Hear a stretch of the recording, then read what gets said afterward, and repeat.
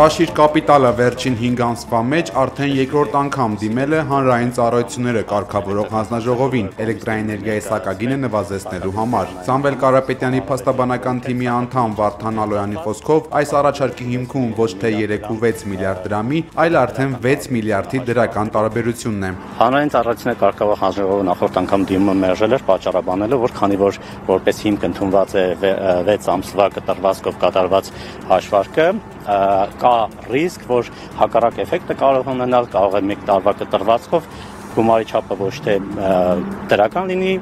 տարբերություն այլ բացասական լինի եւ արդյունքում անհրաժեշտություն ունի մի բան է սակագինը բարձրացնելու։ Հիմա նորից դիմումը ներկայացրեցինք, արդեն ներկայացնելով գրեթե 1 տարվա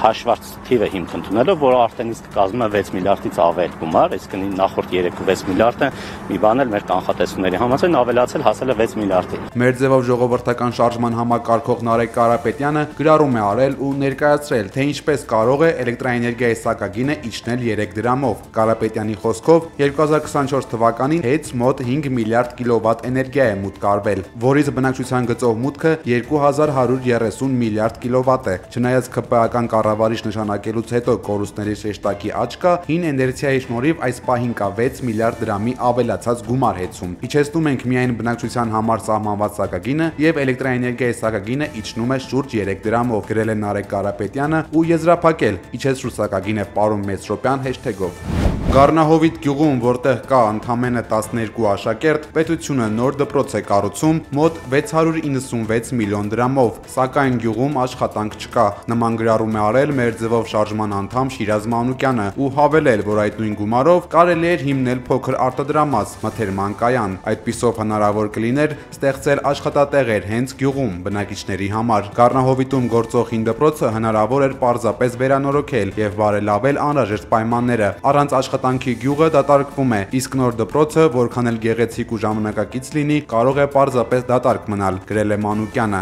Նման մի գրառում էլ արել է Նարեկ Սուքյասյանը, այս անգամ Ջիրի դպրոցի մասին, որտեղ պետությունը դպրոց է կառուցել 2 միլիոն ԱՄՆ դոլար վարկով։ Նույն խնդիրը Ջիլիում է, դպրոցը կառուցված է, բայց միևնույն է, մարդիկ լքում են գյուղը, աշխատանք չունենալու պատճառով։ Մեր ձևով շարժման անդամների գրառումների առիթը Նարեկ Կարապետյանի Լոռիում արած հայտարարությունից հետո քաղաքացիական պայմանագիր կուսակցության անդամների իրար հետևից արված քննադատություններն էին, թե Նարեկ Կարապետյանը դեմ է, որ պետությունը դպրոց ու ճանապարհ է կառուցում։ Կարապետյանը հայտարարել է, որ պետության առաջին խնդիրը մարդկանց աշխատանքով ապահովելն է, մեծ ու փոքր գործարաններ կառուցելու միջոցով, որ մարդիկ մնան իրենց ծննդավայրում։ Մասնավորապես մեր գերիների ադրբեջանական պատվիրակություններն այցելելու են Հայաստան, իսկ հայկական պատվիրակությունները այցելելու են Ադրբեջան, հայտարարել է ազգային ժողովի նախագահ Ալեն Սիմոնյանը, անդրադառնալով Ադրբեջանի նախագահ Իլհամ Ալիևի Հայաստանում եվրոպական քաղաքական համայնքի գագաթնաժողովին մասնակցելու հրավերի մերժելուն։ Սիմոնյանի խոսքով Հայաստանը ակնկալում է, որ բոլոր այն երկրները, որոնք մասնակցել են եվրոպական քաղաքական համայնքի նախորդ գագաթնաժողովներին, Երևանում նույնպես կմասնակցեն։ Խորհրդարանի խոսնակը նշել է, որ Ադրբեջանի հետ կան հարցեր, որոնք պետք է քննարկվեն, մասնավորապես գերիների պահվող անձանց հարցը, բայց այնուամենայնիվ շփումները շարունակվելու են։ Մենք ակնկալում ենք, որ թե Ադրբեջանի, թե Թուրքիայի նախագահները այդ միջազգային մեծ կոնֆերանսին, որտեղ մասնակցել են բազմաթիվ երկրների ղեկավարներ, ներկա կգտնվեն, մենք էլ ամեն ինչ կանենք, որպեսզի ապահովենք ամեն ինչ, որպեսզի իրանց համար ստեղ հանգիստ լինի։ Իդեպ Թուրքիայի առաջնորդի վարչակազմը Ռիո Նովոստի գործակալությանն ասել է, որ Երևանում եվրոպական քաղաքական համայնքի գագաթնաժողովին Էրդողանի մասնակցության վերաբերյալ որոշման մասին հայտնի կդառնա ավելի ուշ, չհստակեցնելով ժամկետները։ Հայաստանի վարչապետը պատասխանել է Մայրաթոռի հայտարարությանը, որ Հովանավանքում իշխանության հովանավորությամբ կատարվող ապօրինի ծեսը պղծություն է։ Նիկոլ Փաշինյանը կարծում է, որ պղծություն է վեհափառի կուսակրոնության ուխտադրժելը։ Պղծությունն այն է, որ Կտրիչ Ներսիսյանը Հայաստանի հոգևոր կյանքը տարել է փակուղի եւ ըստ էության կաթողիկոսական գործունեությունը վերածել արտահանումների, ներմուծումների, փողի բաշխման, արքի ու վաճառքի։ Պղծությունն այն է, որ մենք կաթողիկոսի կարգավիճակում ունենք մի մարդ, որը Աստծուն չի հավատում։ Գիշերը ԱԱԾ ծառայողները մտել են Էջմիածնիկ հիմիկների զորամաս, կան բերման ենթարկվածներ, այդ թվում բարձրաստիճան զինվորականներ։ Հակակոռուպցիոն կոմիտեն հայտնում է, որ ռազմական ոստիկանությունից առերևույթ հանցագործության մասին հաղորդումը ուղարկվել է հակակոռուպցիոն, որտեղ իրավապահ մարմինը սահմանված կարգով ընթացք է տվել։ Ըստ հրապարակ օրաթերթի, մինչ այս պահը իրավապահները օպերատիվ գործողություններ են անում զորամասի տարածքում։ Վիրավորականին համար ամենաշատը նա է, որ ինձ մեղադրում են խուլիգանության մեջ։ Դատարանը որոշել է անհետ կորած զինծառայող Սարգիս Ղուկասյանի հորեղբոր Արսեն Ղուկասյանի կալանքը փոխել տնային կալանքով եւ 1 միլիոն դրամ գրավով, ինչպես նաեւ նա չի կարողանալ լքել երկիրը։ Ղուկասյանին մեղադրում են խուլիգանության եւ պաշտոնատար անձի օրինական ծառայողական գործունեությանը միջամտելու համար։ Երևան-Գյումրի ավտոճանապարհին Ford Magnus-ի մեքենան բախվել է քարով բարձված Zil Magnus-ի բեռնատարին։ Ֆոտոլրագրող Գագիկ Շամշյանի տեղեկություններով Ford-ի վարորդն ու ուղևորը Գյումրու Ավագանու քաղաքացիական խմբակցության ղեկավար Սարիկ Մինասյանի ծնողներն են։ Նրանց առողջական վիճակը գնահատվում է միջին ծանրության։ Առավոտյան իրար են բախվել Հրազդան Երևան երթուղին սպասարկող համար 270 մարդատար գազելն ու Opel Magnus-ի մեքենան։ Վիրավորներին առաջին օգնության են հասել քաղաքացիները։ Ֆոտոլրագրող Գագիկ Շամշյանի փոխանցմամբ վթարի հետևանքով 2 հոգի մարմնական վնասվածքներով տեղափոխվել է Հրազդան բժշկական կենտրոն։ Գյումրու քաղաքապետարանի մոտ տեղի ունեցած բողոքի ակցիայից հետո հարուցված քրեական գործով անցնում է 43 հոգի։ Քննչական կոմիտեն հայտնել է, որ 2 նոր անձի վերաբերյալ քրեական հետապնդում է հարուցվել։ Այս գործի շրջանակներում կալանավորված է արդեն 23 հոգի, 15-ը տնային կալանքի տակ են, եւս մեկը վարչական հսկողության։ Գյումրու քաղաքապետ Վարդան Ղուկասյանը փաստաբանների միջոցով հայտարարություն է տարածել, շնորհակալություն հայտնելով այն մարդկանց, որոնք իր կողքին են։ Հանձնարարել եմ, որպեսզի ներքին գործերի նախարարությունը, տարածքային կառավարման եւ ենթակառուցվածքների նախարարությունը, Երևանի քաղաքապետարանը ոչ թե աշխատանքային, ես հանձնարարել եմ, որ ճգնաժամային խումբ ստեղծեն։ Նիկոլ Փաշինյանի այս հանձնարարականից 2 շաբաթ անց Երևանի երթևեկության բարելավման ճգնաժամային կառավարման հանձնաժողովի առաջին նիստն է տեղի ունեցել։ Քննարկել են Երևանի համար կենսական նշանակություն ունեցող խնդրի լուծման տարբերակները, մասնավորապես քաղաքի խցանումների, ավելացող մեքենաների եւ ընդհանուր ճանապարհային կարգավորման հարցերը։ Մյուս նիստին քննարկելու են սահմանափակումների հարցը, սակայն պարզ չէ սահմանափակումը վերաբերելու է մեքենաների թվին, թե խոսքը այլ բանի մասին է։ Պայմանավորվեցինք 18 խաչմերուկների լուսացույցերի մրցույթի փաթեթում։ Ավտոբուսային գծերը դուք արդեն կներկայացնեք բոլորին եւ իհարկե ամենակարևոր հարցը, որը որ ֆիքսեցինք նաեւ պոտենցիալ սահմանափակումների օրակարգը, որը հաջորդ անգամ հենց դա պոտենցիալ քննարկենք։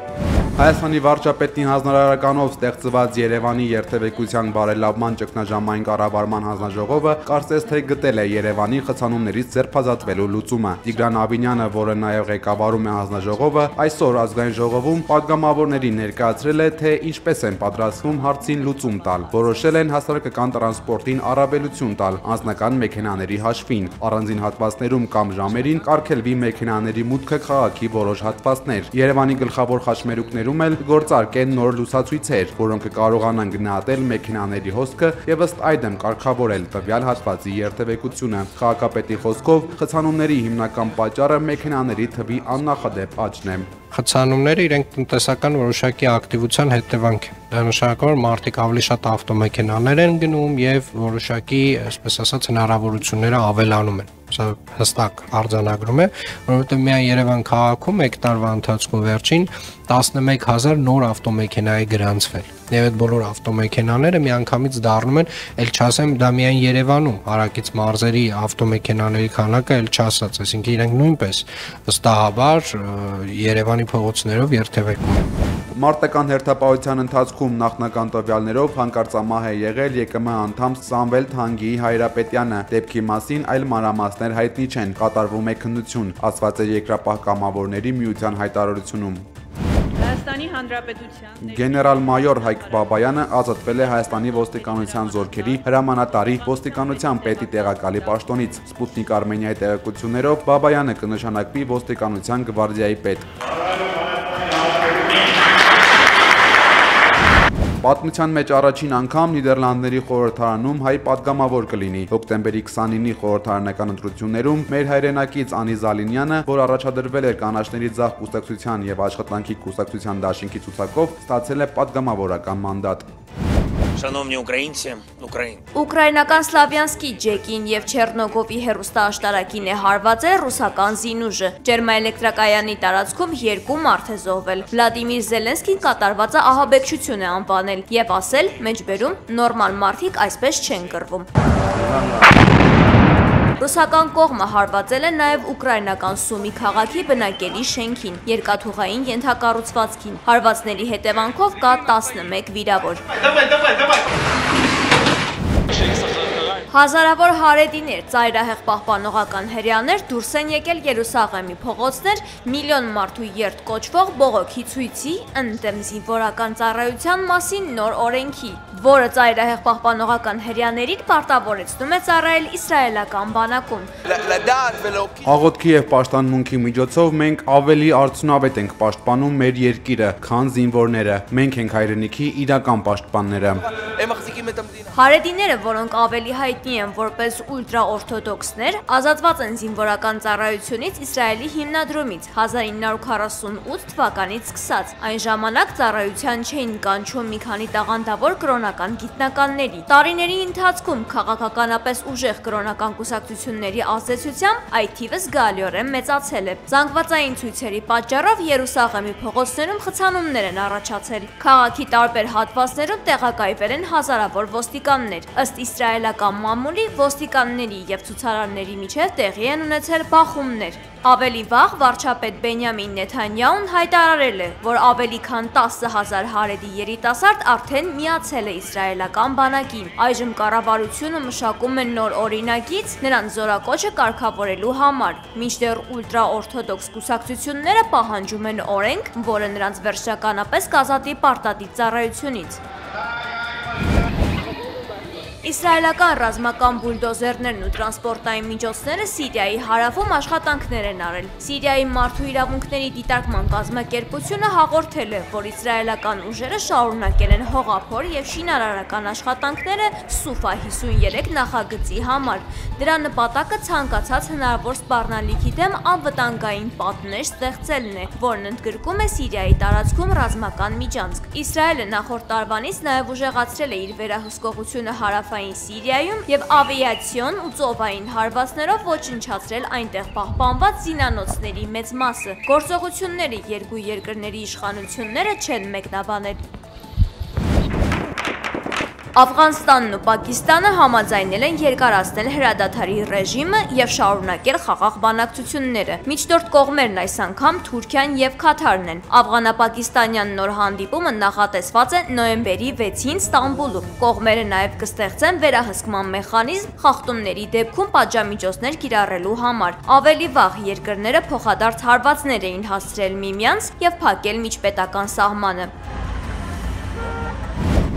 Generals, admirals. ԱՄՆ-ն եւ Հնդկաստանը կհամագործակցեն պաշտպանության ոլորտում։ Ծրագիրն արդեն կա, հայտնել է ԱՄՆ պատերազմի նախարար Փիթ Հեքսեթը։ Նա 10-ամյա ստորագրված համաձայնագիրը համարել է առաջընթաց ԱՄՆ-Հնդկաստան գործընկերության համար։ Երկու երկրները պաշտպանության ոլորտին վերաբերող տեղեկություն կտան իրար։ Տեխնոլոգիական համագործակցություն կլինի։ Պենտագոնի ղեկավարի խոսքով երկու պետությունների պաշտպանական կապերը երբևէ այսքան ամուր չեն եղել։ ԱՄՆ նախագահ Դոնալդ Թրամփը նոր կոշտ քայլերի է դիմում միգրանտների դեմ պայքարելու համար։ Նրա որոշմամբ 2026 թվականին ԱՄՆ-ն կարող է ընդունել ընդամենը 7500 փախստականի։ Նախորդ սահմանաչափը Ջո Բայդենի վարչակազմն էր սահմանել՝ տարեկան 125000 միգրանտ։ Սպիտակ տանը տոնել են Հելոուինը։ ԱՄՆ նախագահ Դոնալդ Թրամփը կնոջ հետ երեխաներին կոնֆետներ է բաժանել, ողջունել Սպիտակ տան աշխատակիցներին։ Միջոցառմանը ներկա են եղել հարյուրավոր զինվորականների, իրավապահների, խնամակալ եւ որդեգիր երեխաների ընտանիքներ։ Սպիտակ տունը սոցցանցում հրապարակել է դեմոկրատ ուրբականների տեսանյութ, գրելով, որ դեմոկրատները անհետանում են ամերիկացի ժողովրդի տեսադաշտից, երբ դրանք ամենաշատն են ունենում իրենց կարիքը։